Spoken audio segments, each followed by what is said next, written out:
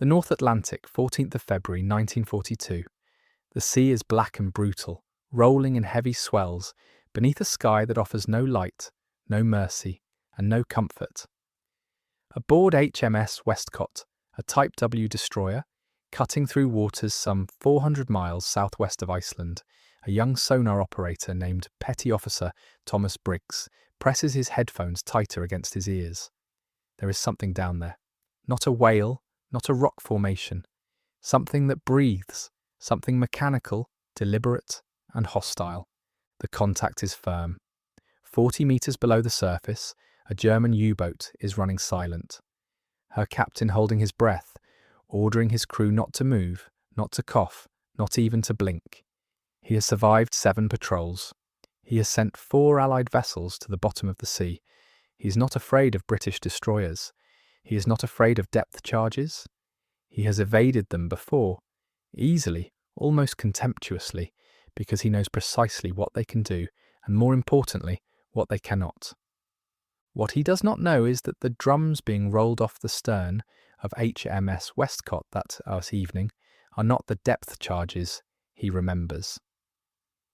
They are something else entirely, something the Royal Navy's own procurement officers had called, in a classified internal memo dated 11th September 1940, a crude and inelegant solution unworthy of serious consideration. Something that had been laughed out of 2 separate Admiralty meetings before the desperation of 1941 forced anyone to listen. By 0347 hours, the U-boat is gone. Her captain will not be writing any more patrol reports. To understand why the Mark 7 depth charge, the weapon that had been the Royal Navy's primary anti-submarine tool since 1916, was failing so catastrophically by 1941, you need to understand just how badly the Battle of the Atlantic had turned. Between January and June of 1941, German U-boats sank 496 Allied vessels. Nearly 3 million tons of shipping, food, fuel, ammunition, the material lifeblood of a nation already fighting alone.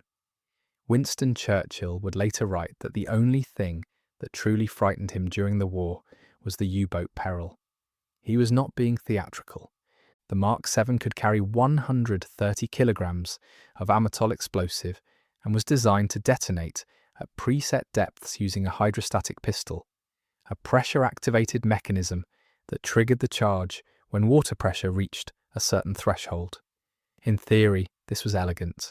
In practice, it was deeply problematic. The fundamental difficulty was geometry.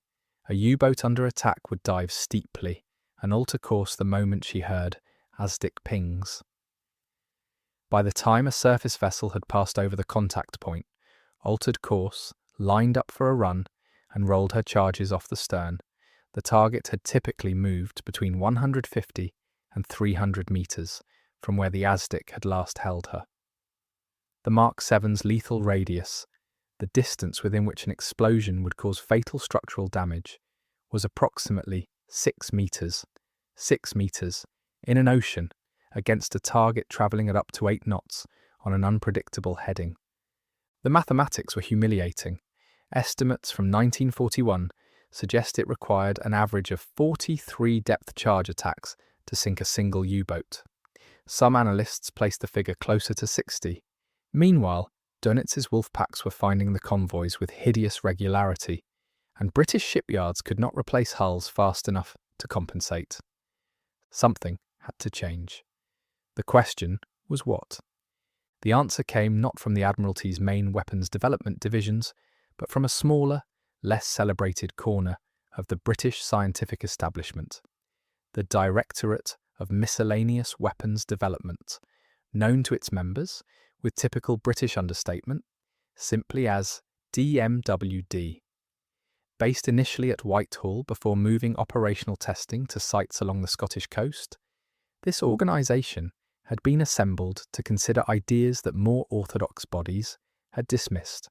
Its personnel included engineers, physicists, and a small number of individuals whose primary qualification appeared to be an absolute refusal to accept that something was impossible. The concept they arrived at was, on the surface, almost insultingly simple. Instead of dropping charges that fell vertically from the stern of a ship, which created the gap between ASDIC contact and attack point, why not throw them, project them ahead of the vessel, into the water directly above where the submarine currently sat, rather than where she had been 30 seconds earlier? The weapon that resulted from this thinking was the Hedgehog. It was not a sophisticated piece of engineering by any measure. Its name came from its appearance, a circular, spigot-mounted launcher array that could project 24 small, 65mm diameter contact-fused bombs in an oval pattern roughly 40 meters wide and 40 meters long, landing in the water some 200 meters ahead of the attacking vessel. Each bomb weighed approximately 29 kilograms and carried a Torpex filling, a relatively new explosive compound that was roughly 50% more powerful than TNT weight for weight. The spigot mechanism itself was the key innovation. Rather than using a conventional barrel to fire the bombs, each projectile was mounted on a hollow rod that fitted over a protruding spigot. When fired, propellant gases rushed up through the hollow tail, driving the bomb forward in a manner not entirely unlike a medieval siege device, which is precisely why several senior naval officers, upon seeing the prototype tested at HMS Excellent in Portsmouth, noted that it resembled something a medieval siege engineer might have constructed after a particularly enthusiastic evening. The comment was not intended as a compliment. Crucially, the Hedgehog's bombs were contact-fused rather than depth-fused. They would only detonate if they physically struck the hull of a submarine. This had an immediate tactical advantage that was not immediately obvious. If none of the bombs detonated, the ship's crew knew the salvo had missed cleanly, and the sonar operator could immediately resume tracking the contact. With conventional depth charges, whose detonations temporarily blinded the ASDIC equipment, an attacker might wait several minutes before regaining contact, long enough for an experienced U-boat commander to slip away entirely. The Hedgehog entered operational service in January 1942, fitted to corvettes and destroyers of the Western Approaches Command. Early results were not encouraging. The first 6 months of deployment produced 4 confirmed kills from an estimated 200 attacks, a hit rate that seemed to confirm every skeptic's prediction. Crews complained that the weapon was temperamental, that its bombs occasionally failed to arm properly, and that the patterns it threw were inconsistent in heavy seas. In wardrooms across the fleet, it acquired a reputation as a gimmick.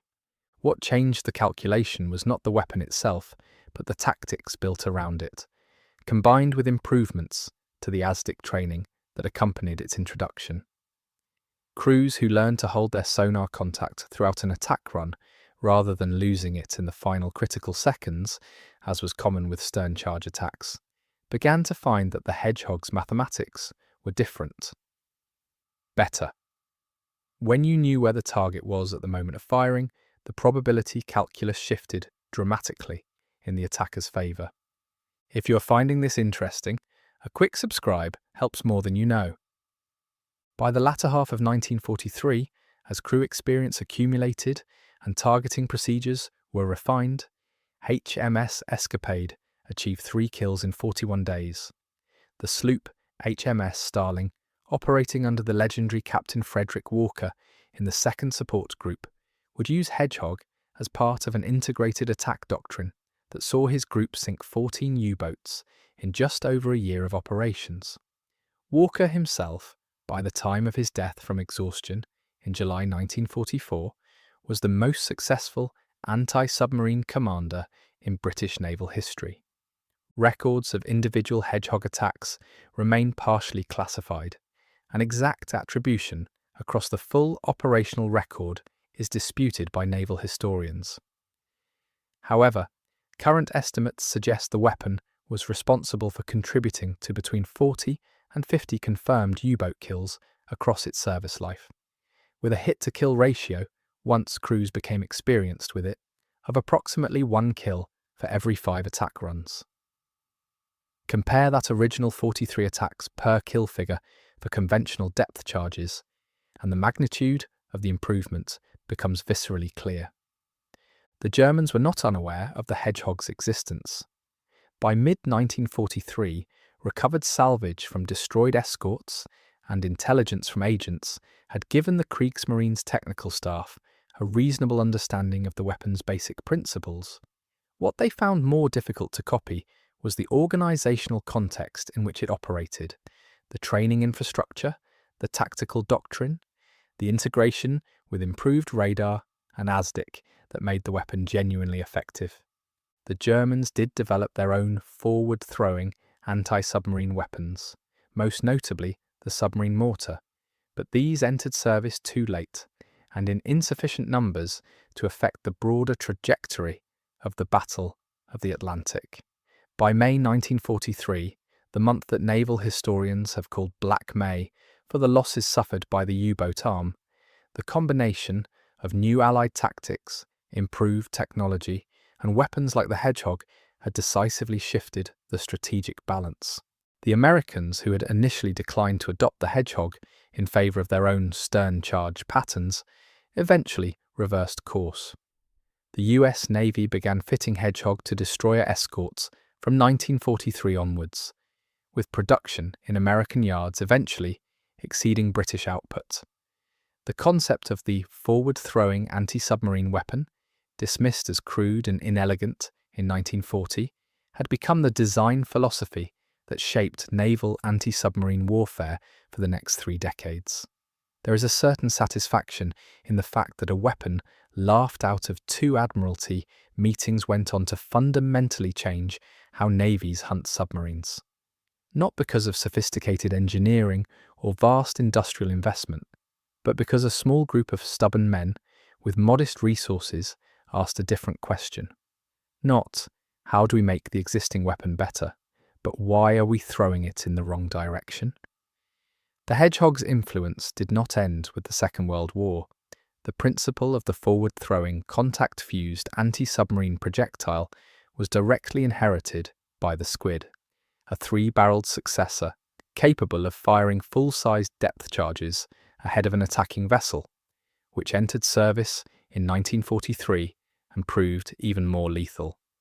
The Squid in turn influenced the limbo system of the 1950s, and the tactical doctrine of attacking submarines ahead of the vessel rather than behind it became the foundational principle of NATO anti-submarine warfare doctrine throughout the Cold War. A handful of Hedgehog launchers survive in naval museums. There is one at the National Museum of the Royal Navy in Portsmouth, mounted on the preserved hull of HMS Belfast moored on the Thames in London.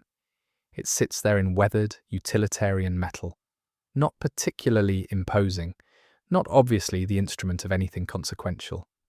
A round, spigot-mounted array that looks, frankly, like something assembled from spare parts, which is, in many ways, exactly what it was. The U-boat commander, who dove beneath the North Atlantic on the night of 14th February 1942, had survived 7 patrols. He had evaded ASDIC contacts. He had outrun destroyers. He understood, with the confidence of experience, precisely what British anti-submarine weapons could and could not do. He was entirely correct about the weapons he remembered. He simply had no way of knowing that the thing rolling off the stern of HMS Westcott that night was not the weapon he remembered at all. It was the weapon that the Royal Navy's own procurement officers had dismissed as crude, inelegant, and unworthy of serious consideration. It was, by every measure that mattered that night, in the black water at 40 metres in the dark, the most serious consideration he had ever faced. He did not survive to be surprised by this.